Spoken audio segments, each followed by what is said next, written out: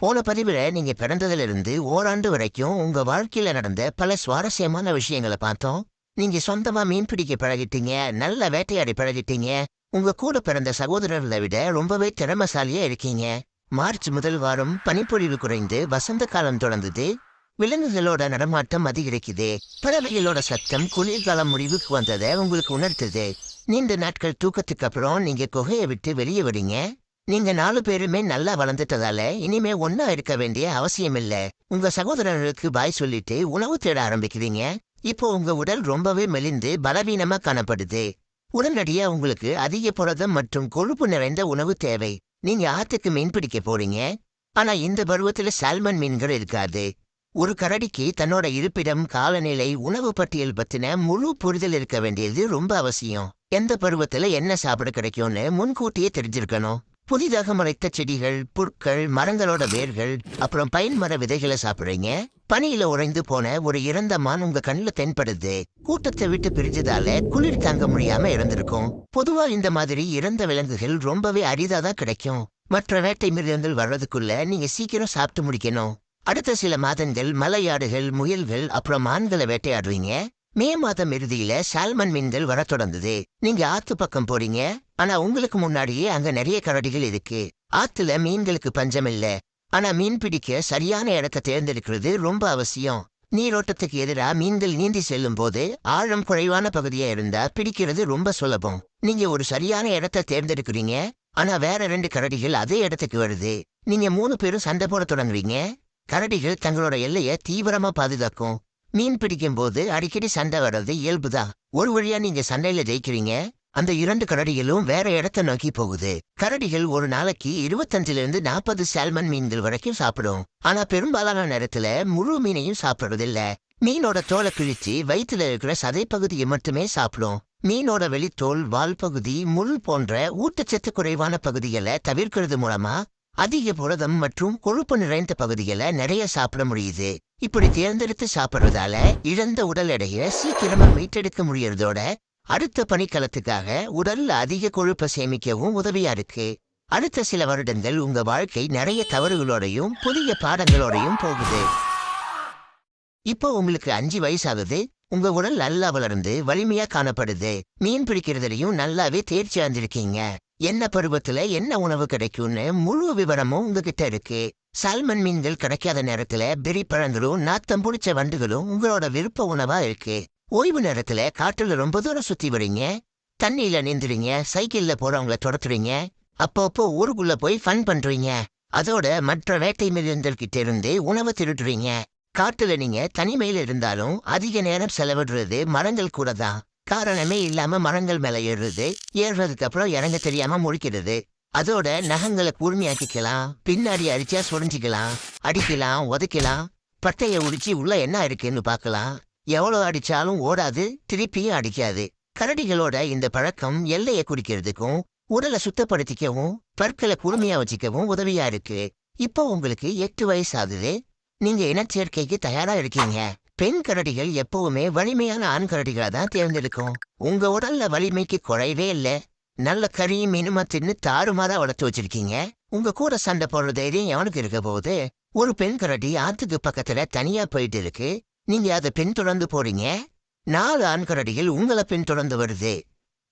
பயப்படாதீங்க, உங்களை இல்ல, அதுங்களும் அந்த பெண் கரடியை தான் நோக்கி வருது. சண்டை போடுறதுக்கு முன்னாடி எச்சரிக்கை பண்ணணும். நீங்க எழுந்து நின்னே உங்க பிரம்மாண்டமான உடலை காட்டி பயமுறுத்துறீங்க. ஒரு அடி முன்னாடி வச்சு சத்தமா கத்துறீங்க. ஆனா அதுங்க உங்களை பார்த்து கொஞ்சம் கூட பயப்படல. அந்த பெண் கரடி உங்க நடவடிக்கைகளை உன்னிப்பா கவனிக்குது. நீங்க அதுங்க கூட சண்டை போட ஆரம்பிக்கிறீங்க. அந்த 4 கரடிகளும் ஒன்னா சேர்ந்து உங்களை டார்கெட் பண்ணுது. நீங்க சலிக்காம அதுங்களை போட்டு புரட்டி எடுக்கிறீங்க. உங்க உடல்ல நிறைய காயங்கள் ஏற்படுது. ஆனாலும் நீங்க கொஞ்சம் கூட சோர்வடையாம அதுங்களை கடுமையா தாக்குறீங்க. சண்டை சாயங்காலம் வரைக்கும் தொடருது. அந்த கரடிகள் உங்ககிட்ட தோத்து அந்த இடத்த விட்டு ஓடுது. 4 பேரும் ஒன்னா போய் கேரம் போர்டு ஆட போறீங்க. போரிக்கு பசங்களா? கரடியா இருந்தாலும் ஒரு கலாச்சாரம் வேணா? போட்டியில ஜெயிச்ச நீங்க அந்த பெண் கரடியை நோக்கி போறீங்க. அது கூட சேர்ந்து நடக்க தொடங்குறீங்க. ஆத்துல இறங்கி மீன் பிடிச்சு காட்டுறீங்க. உங்க திறமைகள் எல்லாத்தையும் பார்த்து ரசிச்சுக்கிட்டே அந்த பெண் கரடி வேற ஒரு ஆண் கரடி கிட்ட போகுது.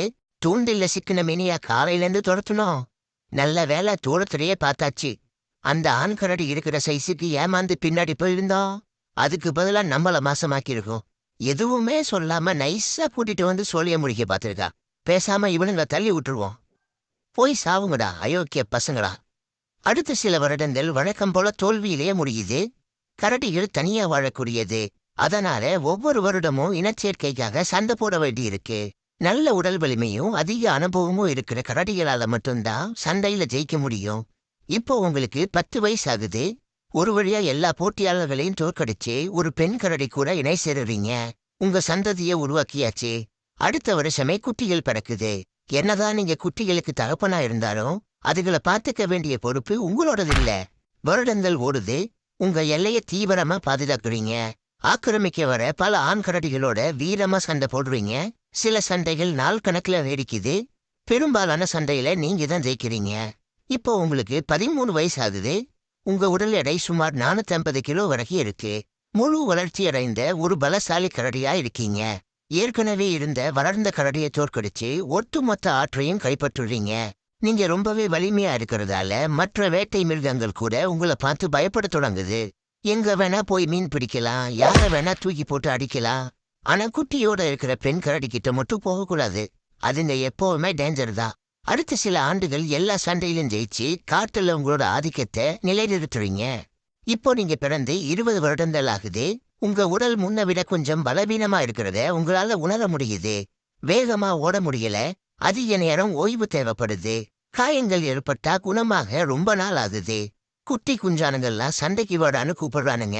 என்னதான் வயசாகி இருந்தாலும் இப்ப கூட உங்களால ஒரு இளம் கரடியை எளிமையா தோற்கடிக்க முடியும். ஆனாலும் நீங்க தேவையில்லாத சண்டைய எப்பவும் தவிர்க்கிறீங்க. உங்களால முன்ன மாதிரி வேட்டையாட முடியல. மீன்கள் இல்லாத சமயத்துல பூச்சிகள், சின்ன விலங்குகள், பழங்கள், அப்புறம் பைன் மர விதைகளை மட்டுமே சாப்பிடுவீங்க. அதிக நேரத்தை ஊருக்குள்ள செலவிடுவீங்க. பல வருட அனுபவம் இருக்கிறதால ஊருக்குள்ள உணவு தேடுறது உங்களுக்கு சுலபமா இருக்கு. எங்க என்ன கிடைக்கும், யார்கிட்ட உணவு கேட்கணும், யார்கிட்ட இருந்து தள்ளி இருக்கணும், எல்லாமே உங்களுக்கு ஞாபகத்துல இருக்கு. கிடைக்கிற உணவை சாப்பிடுறீங்க. மணிக்கணக்கா வெயில்ல படுத்து ஓய்வெடுக்கிறீங்க. இப்போ உங்க உடல் ரொம்பவே மெலிந்து காணப்படுது. பசி உணர்வு சுத்தமா மறந்து போகுது. பற்கள் வலுவிழந்து கண் பார்வை மங்கி ஒவ்வொரு அடியையும் ரொம்ப சிரமத்தோடு எடுத்து வைக்கிறீங்க. சுயநினைவு இல்ல. ஆனாலும் உங்க கால்கள் உங்களுக்கு பிடிச்ச இடமான ஆற்றங்கரைக்கு உங்களை கூட்டிட்டு வருது. இதே இடத்துல உங்க தாய் உங்களுக்கு மீன் பிடிச்சு கொடுத்தது இன்னமும் உங்களுக்கு ஞாபகத்துல இருக்கு. எல்லாமே இப்ப நடந்த மாதிரி இருக்கு. தண்ணீரோட சத்தம் மெல்ல மெல்ல குறைய ஆரம்பிக்குது. சூரியன் மறைய போகுது. இனிமே நீங்க யாரு கூடயும் சண்டை போட தேவையில்லை. எல்லா சண்டைகளும் முடிஞ்சுது. நீங்க வாழ்க்கையை ஜெயிச்சிட்டீங்க. சூரிய அஸ்தமனத்தை ரசிச்சபடியே ஒரு நீண்ட தூக்கத்துக்கு தயாராகுறீங்க.